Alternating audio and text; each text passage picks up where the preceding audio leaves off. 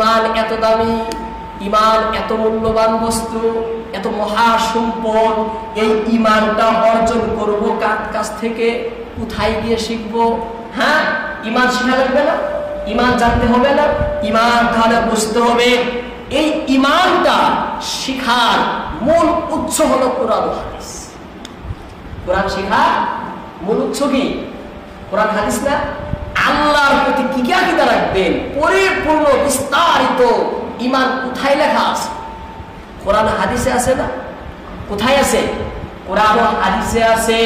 কিভাবে আছে? এক জায়গায় না, না, পুরা কোরআন হাদিসে ছড়িয়ে ছিটিয়ে বিক্ষিপ্ত ভাবে আছে, এক জায়গায় লিপিবদ্ধ নাই।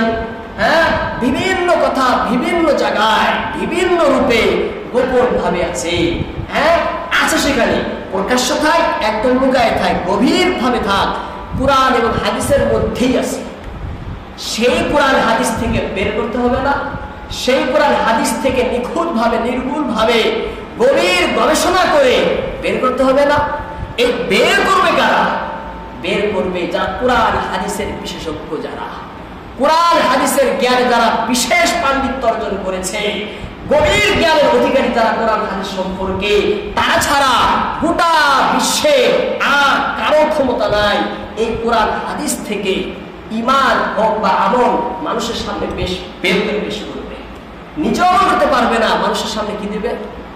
হ্যাঁ, কোরআন হাদিসের মধ্যে রয়েছে বিশেষ ব্যক্তি ছাড়া, বিরাট বড় বহুত পাণ্ডিত্য ছাড়া, গভীর জ্ঞানের অধিকার ছাড়া আছে কেন পাওয়ার?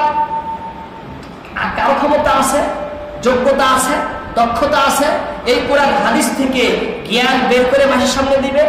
কারো নাই। হ্যাঁ, একমাত্র তারাই পারে যারা এক জ্ঞানটা রাখে। কারণ এক জায়গায় তো নেই, ছড়িয়ে ছিটিয়ে আছে, যে একত্রিত করা, তার বিন্যাস দেওয়া, স্তর ভাগ করা, বিশাল কাজ এখানে রয়েছে। সকলেই পারে না, সকলে পারে না। ইমানের দিকেও আমলের দিকেও দুটিও গভীরভাবে গবেষণা করার পরে জাতির সামনে পেশ করতে হবে। এটা কারা করেছেন? একমাত্র উলামায়ে কেরাম করেছে। কারা করেছে? একমাত্র উলামায়ে কেরাম, হাক্কানি যারা আলিম, তারা এই কাজটা করেছেন। হ্যাঁ, বিশেষ জ্ঞানের অধিকারী যারা, বিজ্ঞ যারা আলিম, তারা এই কাজটা করেছেন।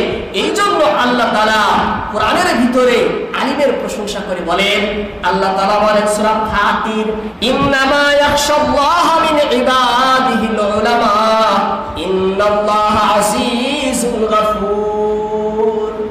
আল্লাহ বলেন ইন্নামা, অবশ্যই, নিঃসন্দেহে। ইন্নামাকে বলে কালিমায়ে হাসর, নির্দিষ্ট করার জন্য। আল্লাহ তাআলা বলেন ইন্নামা ইয়াখশাল্লাহ, আল্লাহকে কারা ভয় করে তোমরা জানো? ইয়াখশাল্লাহ, আল্লাহকে একমাত্র তারাই ভয় করে।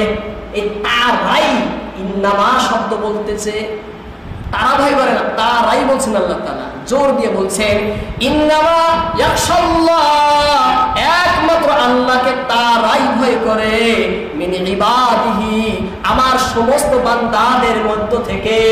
পরিষ্কার ভাবে বলছেন মিন, মধ্য থেকে, ইবাদ মানে বান্দা, হি মানে আল্লাহ, মিন ইবাদিহি, আল্লাহ তাআলার বান্দাদের মধ্য থেকে একমাত্র আল্লাহকে প্রকৃতভাবে, নিখুঁতভাবে ভয় একমাত্র তারাই করে। আল উলামা, যারা উলামা, যারা উলামা, উলামারাই একমাত্র আল্লাহকে প্রকৃতভাবে ভয় করে। তাফসীরের ভিতরে লেখেন কেন ভয় করে তোমরা জানো? কারণ উলামারাই আল্লাহকে পরিপূর্ণভাবে চিনে। উলামারাই আল্লাহ সম্পর্কে, আল্লাহর মারিফত তাদের কাছে পরিপূর্ণ থাকে, এই জন্যই তারা পরিপূর্ণভাবে চিনে।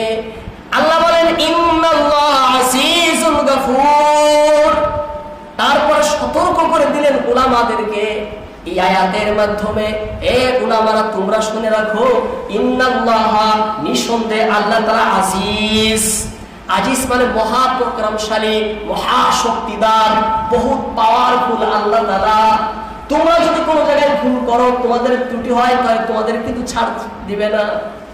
এইদিকে ইঙ্গিত করার জন্য আল্লাহ বলছেন ইন্নাল্লাহা আজিজ, আল্লাহ বহুত শক্তিধর। হ্যাঁ, তোমরা ভুল করবা, তোমরা একটা ক্ষতি করবা ইসলামের মধ্যে, আল্লাহ মেনে নিবেন, ছাড় দিবেন, তা করবেন না। এবার তোমাদের চেষ্টা থাকবে যাতে ভুল না হয়, তোমাদের চেষ্টা থাকবে যাতে ক্ষতি না হয়। এরপরেও যদি হয়ে যায় না জানায় অজানায়, আল্লাহ বলছেন গাফুর, চিন্তার কোনো কারণ নাই, তিনি ক্ষমা করে দেবেন। গাফুর বলছে না, তিনি কি করে দিবেন? ক্ষমা করে দিবেন। কয়বার ক্ষমা করবেন? গাফুর বলা হয় বারবার ক্ষমাকারীকে। গাফুর বলা হয় যিনি বারবার ক্ষমাকারীকে বলা হয় গাফুর।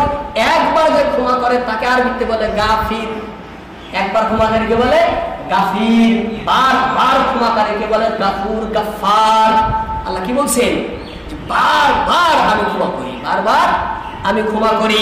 তাহলে গোটা পৃথিবীর ভিতরে একমাত্র উলামারাই কি করে? হক্কানি প্রকৃত উলামা যারা, বিশেষ বিশেষজ্ঞ যারা, তারা একমাত্র আল্লাহকে ভয় করে।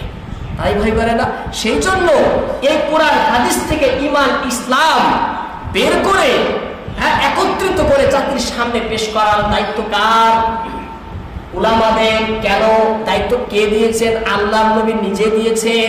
আল্লাহ তাআলা, আল্লাহ নবী বলেন যে উলামা হলো নবীদের ওয়ারিস, নবীদের ওয়ারিস। আল্লাহ নবী এটাও বলেন যে নবীরা ধন সম্পত্তির ওয়ারিস হয় না, উলামা নবীর যেটা নবুয়তের যেটা জ্ঞান, সেই জ্ঞানের দ্বারা ওয়ারিস।